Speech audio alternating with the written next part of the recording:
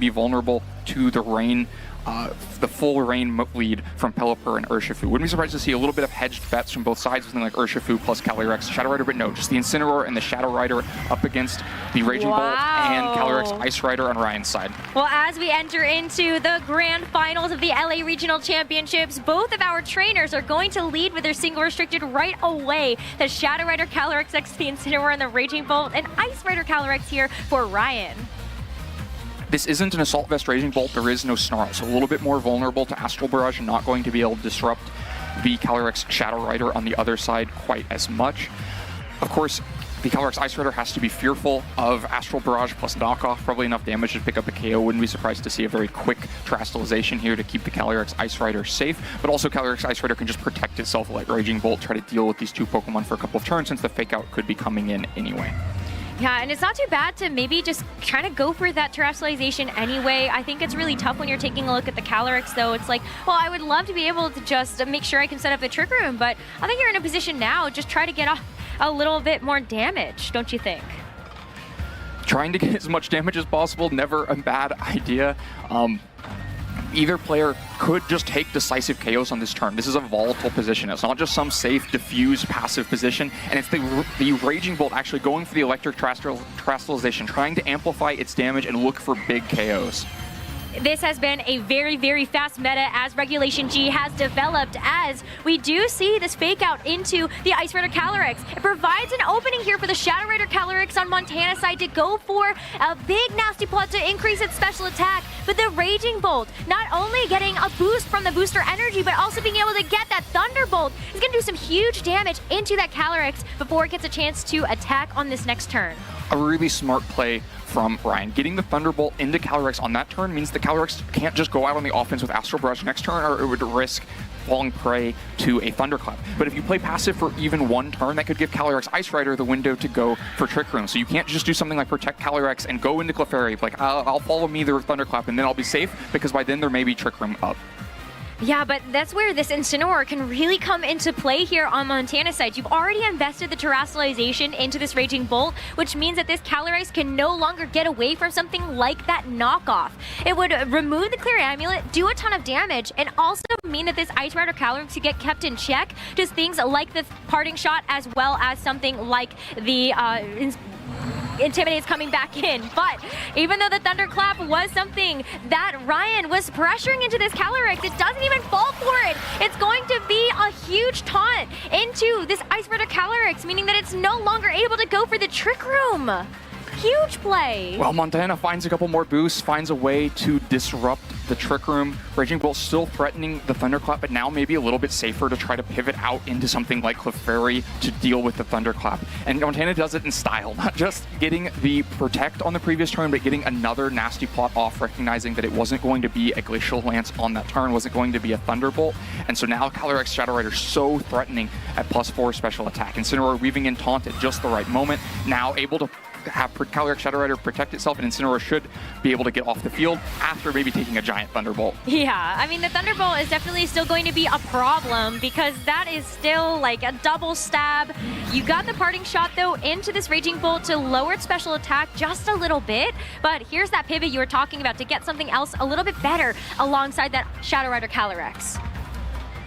You have to imagine it's the Clefairy coming in. That'll be the thing that disrupts the Thunderclap. And with just a Glacial Lance coming in this turn, Clefairy's not threatened with a KO here. And that opens up the massive offense. Playing with a Calyrex Shadow Rider team, it's all about finding these windows for big offense, and Montana has created one with Clefairy taking the Glacial Lance and only taking 50%. It can now follow me to prevent a Thunderclap and +4 Astral Barrage both of these Pokemon. That should be enough damage to threaten a KO into both of them. That's a terrifying position to be in if you're Ryan. It's not easy to switch into. We can see what Pokemon he has in the back.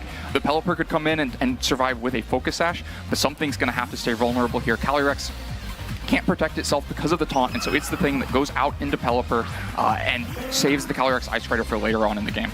Yeah, it gives you an opportunity to maybe get the speeds back in your favor, especially knowing that Trick Room would help to turn the tides for you with that speed control, but Clefairy going to follow me here, just playing it safe, and this poor Pelipper. At least the Focus Sash will also deny something else really important. Outside of the KO, it's also going to deny that Grenade boost to give the Shadow Rider Calyrex even more oomph. Really critical for Pelipper to survive and actually be on the field as well, because now it's threatening a wide guard. This is a really difficult decision for Montana. If you just follow me in Astral Barrage while getting wide guarded, then that Raging Bolt can just Thunderbolt and take Clefairy off the field and reopen the opportunity for Thunderclap. And if you try to expect the wide guard and just have Pelipper go on the offense, you could actually just lose both Pokemon on this turn. So I think a really difficult position, a really tricky moment that could decide this game one. This could be the kind of moment where a restricted Pokemon goes down or creates like an unsurmountable advantage.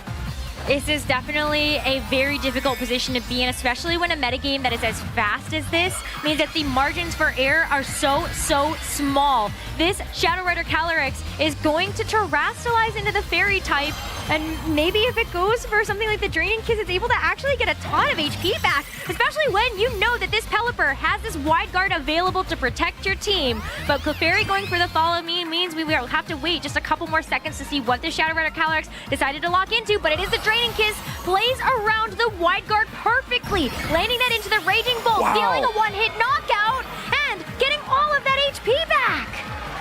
Just an incredible play. Montana finds the way through, correctly predicts the wide guard is coming out, doesn't fall for it, doesn't Astral Barrage these Pokemon. And Ryan thinks that means it'll create an opportunity for a Thunderbolt, maybe KO the Clefairy. But with the Fairy Terrestrialization and the +4 boost from the 2 Nasty Plots that Montana managed to find on turn 1 and 2, the Draining Kiss is actually a KO. Now the threat of wide guard is still here. This game is by no means over. The wide guard can be used to protect the Calyrex for a turn. If it's able to take a now +5 Draining Kiss, then it could try to get a Trick Room up and repivot the situation in Ryan's favor. Before the moment, the Calyrex Shadow Rider has +5 special attack and full health. That is absolutely wild, because it means it's going to be able to withstand hopefully one of these attacks. Especially knowing that, like, you do have this Ice Rider Calyrex that typically is on the bulkier side. You might not just be a one-hit knockout for it. With the Helping Hand coming through, it means there's no wide guard this turn, but did Montana call it correctly? Because this Shadow Rider Calyrex is going all out on the offensive with a Helping Hand from this Clefairy as well. And if it is not going to call the wide guard, it's still going to be a Draining Kiss, and that is going to be a lot of damage into this Calyrex. Basically a one-hit knockout. And this is a huge amount of damage removed yet again here for Ryan, and that's a +6 Calyrex. You have to imagine Ryan just keeps not expecting quite the sheer damage output that Calyrex Shadow Rider is capable of. Picking up the basic one-hit KO onto Calyrex Ice Rider with the +5 Terra Fairy boosted, Helping Hand boosted, Draining Kiss, and just ending this game as Ryan concedes game 1. The horse is unstoppable. It is Draining Kissing everything, and Montana takes game 1. It was so tough in that endgame too, because Clefairy just follow me's there, and then you're able to take a KO either onto the Urshifu or the Pelipper, or both if you just call a wide guard not being there again.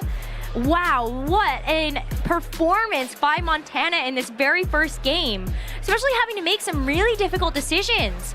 Putting the onus on Ryan almost to have to make those calls in these first couple of turns to try to carve out a different advantage. I think Montana did such an excellent job of navigating the maze of those first few turns. Finding the Nasty Plot on the first turn, and then finding the Nasty Plot into Protect on the third turn, set up the advantage for Montana. And then the Trick Room had been dealt with, the power had been boosted up for the Calyrex Shadow Rider, but there was still an obstacle in the way, one more turn in the maze, which was the wide guard. And Montana never once fell victim to it, always targeted correctly and landed the damage to pick up KOs with Draining Kiss and just keep the Calyrex Shadow Rider so healthy. And at that point, once it was back to full health and had Friend Guard supporting it, even something like the Helping Hand Glacial Lance, if it had landed, would not have been a KO. No, it definitely would not have. And even being able to play those mind games of, well, Clefairy doesn't just have Follow Me. It also has Helping Hand. I have never in a long time seen an Ice Rider Calyrex go down to just one attack. That is wild. It's so bulky. To one neutral hit from a very low base power move, but Calyrex Shadow Rider managed to accumulate 2 Nasty Plots and a Grimnay. +5 is so much damage amplification, and when you add a Helping Hand for an extra 50% on top of that, and the Fairy Terastallization to create a 50% boost from a same type attack boosted damage, suddenly you're there with enough damage to KO a pure electric type Raging Bolt and then KO a Calyrex Ice Rider and decide game 1 of this regional final. But game 1 is not all it takes. We're into game 2, Montana, with the Calyrex Shadow Rider and Ensign led against the Calyrex Ice Rider and Raging Bolt for Ryan. Okay, so a run back for these leads for both of our trainers, but this turn 1 is gonna have to go a little bit differently for Ryan if he wants to keep himself in this fight, in this best of 3. If Montana wins it here, that's the regional championship for him. The game plan that Ryan brought of immediately electric terastallizing Raging Bolt and going for Thunderbolt into Calyrex Shadow Rider seemed really strong in the moment, but it trades a lot away. When you're forced to then leave the Calyrex Ice Rider in the Ice Psychic type for the rest of the game, it makes it a lot more difficult to play with, and ultimately that damage amplification from Raging Bolt didn't quite do enough because Montana found the way through. So you have to imagine Ryan's going to be thinking about different game plans or thinking of some spot, some turn in that sequence from last game where he feels like if I had just done the right thing here, I don't need to change it on the first turn, but if I do the right thing here or here, that goes differently. And so he's willing to run back the turn 1. It's possible that it maybe even that decision is just not going for the Thunderclap, something that Montana played around so beautifully on that second turn after getting that Shadow Rider Calyrex so low. So Ryan opts to invest in this Terastallization on the Raging Bolt once again. This Electric Terra going to help boost up these electric types even further as the fake out goes into this Ice Rider Calyrex. But this time around, Montana's just gonna go on the offense. It's just gonna be an Astral Barrage into both targets. That Ice Rider Calyrex barely able to hang on through all of that noise as the Thunderbolt in response is going to be enough to whittle it down once again. But this Ice Rider Calyrex, where's the staying power now if it's taking so much damage? You're exactly right. That's the substantial difference from game 1. With Calyrex this low, you don't have to find an avenue for an Astral Barrage. You don't have to try to taunt the Disrupt Trick Room. Incineroar can finish off this KO. Anything but Clefairy can finish off this KO. Montana stays 1 turn ahead, says if you're not going to defensively Terastallize the Calyrex and you're just going to go out on the offense, I can match offense with offense. Of course, Calyrex does still have to watch out for a Thunderclap. Incineroar has to be careful to just attacking into Protect and getting worn down itself by Thunderbolt or Thunderclap. Of course, Calyrex can also switch and create new positions for Montana to deal with, but so far on the surface, feels like a pretty strong turn for Montana, but one that sets up a different game where the Calyrex does not have so many boosts it's going to sweep through, instead just going to switch out and come back in at a later opportunity. Wow, well here's a little bit of a switch up as well. It's going to be the Rillaboom that's going to take that Shadow Rider Calyrex's place. A smart call to make when you are expecting that this Ice Rider Calyrex may want to protect itself in the face of danger, and it's also going to help with the Thunderclap as well, but the knockoff into the Ice Rider Calyrex, it's just not going to get a chance to move in this game number 2. It goes down. Montana builds on his lead from turn 1 with the exact right inputs into what Ryan decided in game 2. The Thunderclap is failed. Montana just safeguards the Calyrex Shadow Rider for the future, and the Calyrex Ice Rider stays on the field. It just ends up getting taken down by knockoff. And the Rillaboom looks so different in this matchup when the Calyrex Ice Rider is already down. Still has to watch out for Hurricane from Pelipper. There's still ways to quickly get rid of Rillaboom, but the biggest obstacle for it, which is just having to take a Glacial Lance at some point, has already been removed. And this Raging Bolt is pretty low itself, and with not a Dragon typing anymore, is going to be vulnerable to something like Woodhammer and just getting KO'd before it moves. Yeah, and I think you have to look at the Pelipper as well. Maybe a little bit more vulnerable, knowing that you do have the opportunity to just get fake outed in order to break the Focus Sash. But one way to get around that is to be able to use this Helping Hand that does have that increased priority, and it's going to help out this Thunderbolt's output as well into this Incineroar. It's just going to be a one-hit knockout. A little bit of good faith going in Ryan's direction to get a huge KO here, but the Woodhammer in response, it's gonna bring that Pelipper down so low. Doesn't need the Focus Sash to be able to hang around, but you're still continuing to whittle away at this damage output that Ryan has. Montana makes a trade in a game he's winning. Usually that is the right direction to go, but it's a little bit of a risky one. Incineroar going down gives one of the crucial pivoting pieces off the board, and this Raging Bolt isn't dealt with yet. Of course, Clefairy is a great answer for the Raging Bolt, not because it's going to do damage into the Raging Bolt, but because it's so easy to mitigate what damage Raging Bolt can do when you have the Rillaboom down. Montana instead prioritizing getting damage onto the Pelipper because it's one of the biggest damage threats back into Rillaboom, and that could disrupt Montana's game plan at this point. Well, the follow me from the Clefairy will help to keep this Rillaboom safe. Might have felt free to just go for a Grassy Glide into that Pelipper, but instead, this Rillaboom is going to pack a bit more of a punch, not going for that priority attack. Has to sacrifice this Clefairy in the process, but it wants to go for the Wood Hammer into this Raging Bolt on the other side. Is able to get the knockout there and bring Ryan down to his final 2 Pokemon. But it's the same thing for Montana. This has been an explosive set so far, and we might be nearing the conclusion.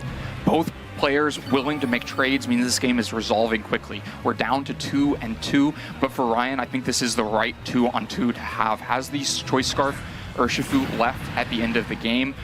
As long as it can take a Grassy Glide, then it can threaten the KO onto Calyrex Shadow Rider before it can move, which would leave Pelipper to Hurricane the Rillaboom before it can do anything but target into Urshifu. Of course, lots of other ways this can go. Rillaboom can Grassy Glide into the Pelipper instead of take it down, recognizing that Calyrex is just a lost cause, at which point Rillaboom probably wins an endgame if it can get rid of Pelipper. So I think it's some really important targeting for both players, but it seems like there's definitely an avenue, an option of choices that either can make that would win them the game. Montana seems to be in a little bit of an advantageous position because he can just prioritize Rillaboom getting rid of Pelipper.